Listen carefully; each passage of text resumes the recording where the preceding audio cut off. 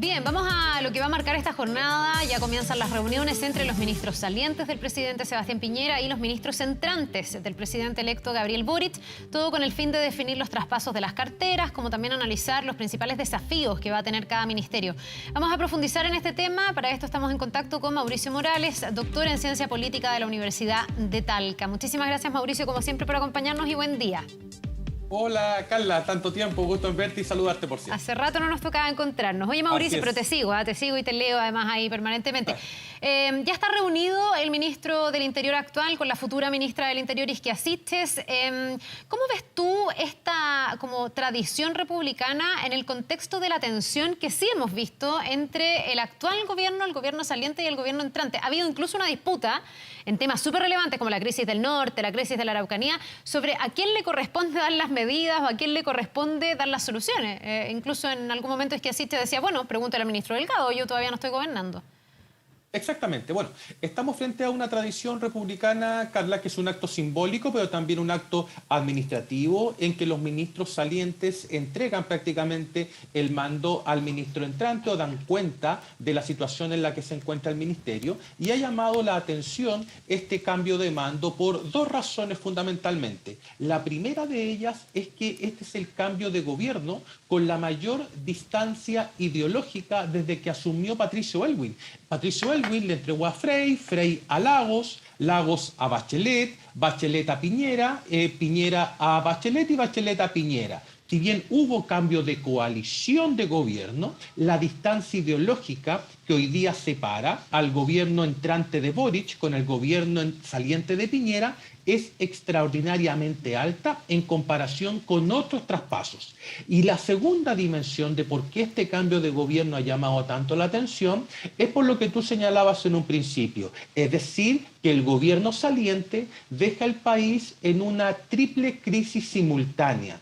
Una crisis política, de la que ya podemos hablar, una crisis social y una crisis económica derivado fundamentalmente del alza inflacionaria que nos va a acompañar durante todo este año y la crisis social por lo que tú mencionabas, es decir, la crisis migratoria en el norte, violencia, delincuencia y el conflicto, por cierto, en la Araucanía. Por lo tanto, hay factores contingentes que comienzan a contaminar este cambio de mando y factores ideológicos que lo hacen muchísimo más complejo. Mauricio, ¿cómo estás? Muy buenos días. En ese contexto van a ser bien importantes las señales tras las reuniones, que uno entendería, y conociendo lo que han sido traspasos de mando con colores distintos de anteriores, siempre son con frases, que está bien que así sea, una reunión constructiva, muy entregando lo que son los distintos lineamientos de uno o de otro. Después vamos a ir viendo también lo que es ya cuando asume el nuevo gobierno, que pueden cambiar alguna de esas frases, digamos. Creo que no está mal, pero obviamente es algo que podría ir en constante movimiento. Ahora, me imagino que en estas reuniones también, uno no está dentro, pero se entrega la información, pero también se habla lo que son las prioridades que va a tener el gobierno entrante y poder ir jerarquizando desde lo que se ha estado haciendo, si es que se quiere cambiar o no, digamos. Pero bueno, cada grupo tiene las cosas claras, ¿no? Sí, hola Nicolás. Bueno, los ministerios y los gobiernos salientes entregan el mando con dos cuestiones fundamentales. Por una parte, el rendimiento de cuentas casi a nivel presupuestario de las condiciones en las que se encuentra cada ministerio, y por otra parte, el estado de la cuestión legislativa, que no es menor, es decir, en qué condiciones el gobierno saliente y cada ministerio entrega el poder en función de los proyectos que se estén discutiendo en el Congreso. Y eso es muy relevante particularmente para las carteras más sectoriales como vivienda u obras públicas, porque si es que hay un proyecto en marcha, es muy difícil que se eche pie atrás en ese proyecto, sobre todo si se trata de obras de construcción. Ahí se traspasa la carpeta de pendientes, digamos, pero de obras que están en proceso dependiendo del estado que estén. Ahí hay que seguirlo porque ya es algo que está aprobado o está en desarrollo, digamos. Exacto, eso por una parte. Y por otra parte, y aquí en complemento con lo que me preguntaba Carla recién, esta nueva coalición no es una coalición de 5 partidos, es una coalición de 8 partidos más 2 movimientos. Por lo tanto, el hecho de que un gobierno saliente le esté entregando el poder a un gobierno entrante de 8 partidos va a ser inmanejable el discurso que tú señalabas al principio de tu pregunta, es decir, que sean reuniones constructivas, que sean reuniones solamente de carácter administrativo, porque va a ser imposible para que el presidente pueda controlar a estos 8 partidos con el fin de mantener ese espíritu formal y simbólico. Y al día siguiente del cambio de mando, no te quepa la menor duda que van a volver los comentarios respecto a lo que hizo o no hizo el gobierno anterior en cada una de las carteras que hoy día están realizando este proceso de transición de mando. Sí, de hecho lo comentábamos con Nico fuera de cámara. Uno ve aquí como mucha buena crianza, pero después del cambio de mando seguramente van a venir muchas críticas recíprocas además. Ahora, yo no sé, pero te escucho y también pienso hasta qué punto eso puede ser un enemigo interno para el presidente electo Gabriel Boric, porque una cosa es que tú no puedas controlar y tener una voz única y oficial para criticar al gobierno anterior, pero otra cosa también es que tu equipo de trabajo, en este caso para Gabriel Boric, tiene que mantenerse ordenado y seguramente tiene que tener vocerías claras. En cualquier tesis comunicacional, la vocería clara es como regla número 1. ¿Tú ves que ahí hay un riesgo para Gabriel Boric? Mira, el riesgo pasa por lo siguiente, Carla. Gabriel Boric entró o ganó una elección con una coalición electoral que era Apruebo Dignidad. Ahora construyó una coalición de gobierno, incluyendo a lo que él denomina como socialismo democrático, Partido Socialista, PPD, Partido Radical. Exconcertación, ex nueva mayoría.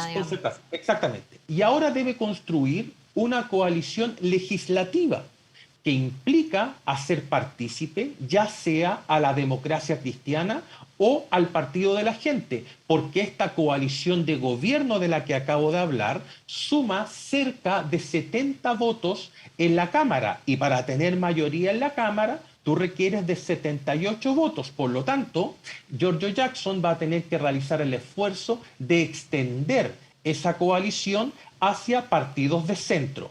Esto, naturalmente, que conduce al desafío de las vocerías.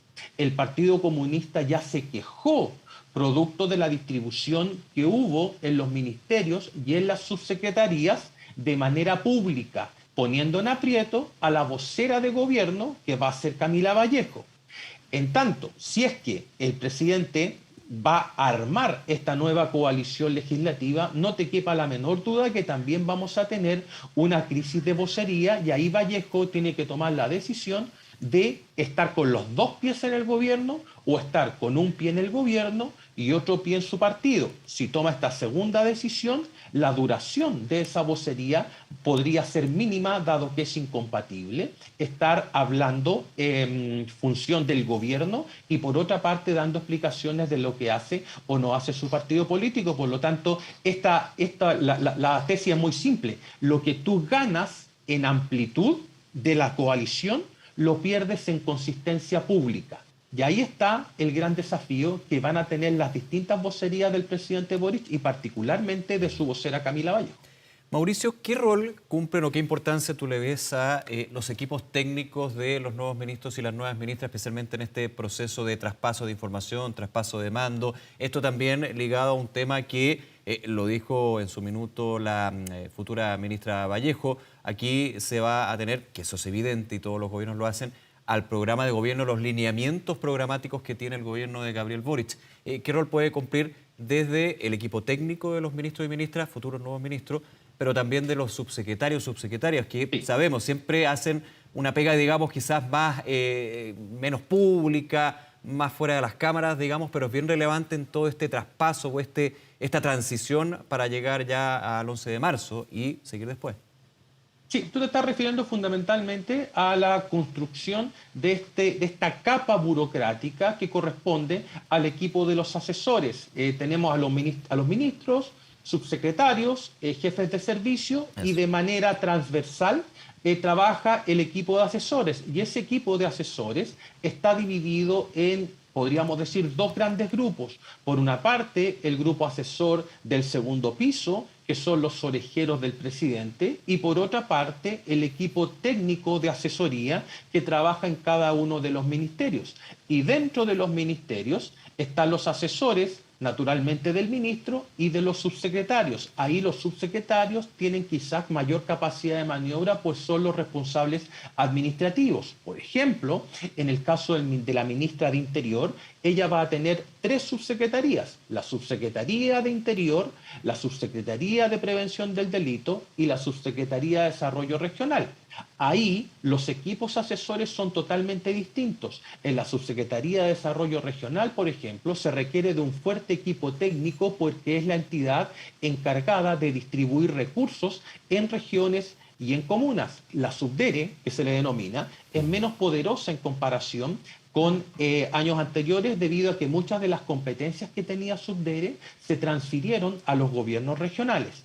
Y en los equipos de seguridad pública, que son la Subsecretaría de Interior y la Subsecretaría de Prevención del Delito, sí se requiere de un personal muchísimo más especializado, porque ahí va a estar el punto central de este gobierno. Si en los gobiernos anteriores el punto central, o lo que explicaba las variaciones en la aprobación presidencial, era fundamentalmente el manejo económico, salvo las situaciones de escándalos políticos que vivió, por ejemplo, la presidenta Bachelet en su segundo mandato, en este caso las fichas van a estar puestas fundamentalmente en materias de delincuencia, narcotráfico, migración y conflicto en la Araucanía. La gente ya asumió que este no va a ser un buen año económico y por lo tanto espera que el próximo gobierno abarque de manera muy decidida estas 4 subdimensiones que acabo de mencionar. Mauricio. Y ahí los equipos técnicos son claves. Dime, Carlos. Sí, eso nos obliga a quedarnos en la figura de Isquia Siches, a quien estamos viendo ahí hoy día en su reunión y esta caminata previa a la reunión con el ministro Delgado. Este es un ministerio que tiene una responsabilidad altísima, porque además es quien le toca como coordinar políticamente al gabinete, pero además hacerse cargo de problemas que hoy día en lo cotidiano están siendo muy complicados para la gente. La inseguridad o la delincuencia como un telón de fondo de norte a sur en Chile, pero además con una crisis migratoria importante en el norte, con un estado de excepción, y luego también la situación de la Araucanía también con un estado de excepción. Creo que es inédito, no sé si había pasado antes, que un gobierno le entregara a otro 2 estados de excepción en distintos lugares de Chile al gobierno entrante. ¿Cómo ves tú el desafío para Isquia Siches? Yo creo que no es nada fácil lo que le va a tocar a ella. No, es un desafío mayor, y de ahí que ella se tenga que apoyar en las 3 subsecretarías que acabo de señalar, y particularmente en la Subsecretaría de Interior. Y esto retrata la forma en que va a entrar Siches al gobierno con esta triple crisis simultánea que acabo de describir en la primera pregunta que me formulaste. Y el gran problema que tienen los ministros del Interior es que deben enfrentar este tipo de situaciones, en el caso del gobierno de Boric, de manera inédita, con 2 estados de excepción constitucional, y se espera un rendimiento muy rápido. Es decir, el gobierno va a tener una luna de miel más corta de la que generalmente tienen. Los gobiernos en general, se habla teóricamente de que disponen de los primeros 90 días como periodo de luna de miel, en que la aprobación presidencial es alta o extraordinariamente alta, o está sobre representada esa aprobación presidencial, y luego de esos 90 días comienza la aprobación real. El punto acá es que como la crisis es tan grande y tan desatada en delincuencia, narcotráfico, migración y conflicto en la Araucanía, lo más probable es que esa luna de miel sea más corta. Y la forma de extender esa luna de miel es que Siches sea exitosa. De ahí que sea el ministerio clave, a diferencia de gobiernos anteriores en que probablemente Hacienda o Economía eran los ministerios más relevantes. Claro. Mauricio, estamos hablando de el traspaso de mando en el contexto de estas bilaterales entre los distintos ministerios, y si uno se pone a pensar también en el futuro no tan lejano, eventualmente va a haber otro traspaso entre el gobierno y lo que podría ser una nueva constitución, pensando en que tiene que estar la propuesta, un plebiscito, si efectivamente el plebiscito ratificatorio aprueba lo que es la nueva constitución. Aquí también va a haber un traspaso bien relevante en varios temas. De hecho, si nos quedamos solamente con el punto de formas de Estado, con la estructura del Estado, desde cambios al Congreso o también a las funciones de la presidencia y el gobierno, ¿cómo crees tú que, me estoy adelantando mucho, pero de todas maneras está ahí presente, podría ser esa transición que va a tener que vivir también el gobierno de Gabriel Boric? Sí, 2 cosas sobre eso. La primera es que Boric necesita que esa constitución sea aprobada, y que sea aprobada por un amplio margen. Si es una constitución que se aprueba apenas por la mitad más 1, esa va a ser una señal de división más que una señal de unión. Por lo tanto, el presidente Boric se va a jugar el todo por el todo para que la convención tenga un trabajo exitoso y que la Constitución sea finalmente aprobada. Yo sé, y ustedes también, que el ideal en un proceso constitucional es que el poder constituido no incida en el poder constituyente y que el poder constituyente tampoco se opine o se refiera al poder constituido. Sin embargo, estamos hablando de humanos y es inevitable esta contaminación cruzada, al igual que los alimentos en un refrigerador. Eso por una parte, el presidente Boric requiere que este proceso sea exitoso. Y en segundo lugar, pero no menos importante, el presidente Boric hay que recordar que necesita del éxito de la convención porque dentro de la convención constitucional está parte o gran parte, sino toda su coalición de gobierno. Mauricio. Entonces, sí, dime. Perdona que te interrumpa, quédate ahí por favor, te lo pido, porque vamos a ir al Palacio de la Moneda, justamente está llegando Giorgio Jackson, quien es el futuro ministro secretario general de la presidencia, y se tiene que reunir con el ministro Ossa, ahí los estamos viendo de hecho, para esta reunión bilateral que estaba puntualmente agendada a las 10 de la mañana, y han sido todos súper puntuales, Nico. Súper puntuales, sí. De hecho, claro... Es que no es para menos, es una reunión muy importante. Sí, clave. No puedes llegar tarde. A las 9 de la mañana llegó Isquia Siche, la doctora Isquia Siche, futura ministra del Interior, con todo su equipo, con los subsecretarios. Nos comentaba Mauricio Morales, bien adelante ese ministerio, porque hay 3 subsecretarías, entre ellos la subdere también. A veces se nos olvida. Y estamos viendo lo que va a ser también un ministerio muy importante. Y aprovecho que estamos con Mauricio Morales en línea todavía, lo que van a ser los desafíos del ministro Giorgio Jackson, porque uno entendería, Mauricio, de que evidentemente, claro, ese ministerio es el puente entre el Ejecutivo y el Legislativo. Aquí, obviamente, muchos de los pendientes que vienen del gobierno saliente no van a ser llevados por el gobierno entrante. Eso es una situación obvia. Pero ¿qué se puede discutir y qué de alguna manera se puede traspasar ahí en este trabajo que tiene que desarrollar? Sí, van a haber 2 periodos, el periodo pre-nueva constitución y el periodo post-nueva constitución. En el periodo pre-nueva constitución, los esfuerzos del gobierno probablemente se concentren en el envío y aprobación de una reforma tributaria, que es el compromiso que tiene el presidente Boric para su primer año de mandato. Y ahí entra a tallar lo que señalé en un principio, es decir, esta idea de extender la coalición la coalición electoral de Apruebo Dignidad, transformarla en coalición de gobierno y luego en coalición legislativa. Al gobierno le faltan cerca de entre 8 y 10 votos para conseguir la mayoría en la Cámara. En el Senado la situación es distinta y ahí Giorgio Jackson va a tener que mostrar suficiente habilidad política para conquistar votos, ya sea de la democracia cristiana o del Partido de la Gente. Y en el Senado la situación es mucho más compleja porque sumando a los 5 senadores de la democracia cristiana, el gobierno tendría la mitad, pero no la mitad más 1. Son 25 y 25. Y ahí está entonces el gran desafío que tiene el gobierno para construir esas mayorías, porque Boric sabe que con Apruebo Dignidad solo, él no tiene absolutamente nada que hacer. Si Apruebo Dignidad tiene solamente 37 diputados, por lo tanto, esta estrategia de extender la coalición electoral en coalición de gobierno y en coalición legislativa se transforma en un tremendo desafío para la Secretaría General de la Presidencia, que hoy día que desde el 11 de marzo va a estar en manos de Giorgio Jackson. Bien, Mauricio, súper como didáctico, porque pones los números sobre la mesa y uno ve ahí que es difícil la tarea de construir los acuerdos y particularmente con las expectativas de un gobierno transformador, donde la gente y la ciudadanía seguramente va a estar esperando esos cambios, así que más necesario que nunca ese diálogo y esos acuerdos. Te agradecemos mucho por habernos acompañado esta mañana, Mauricio. Un abrazo. No, yo les mando un abrazo, que estén muy bien. Que te vaya bien. Chao, chao.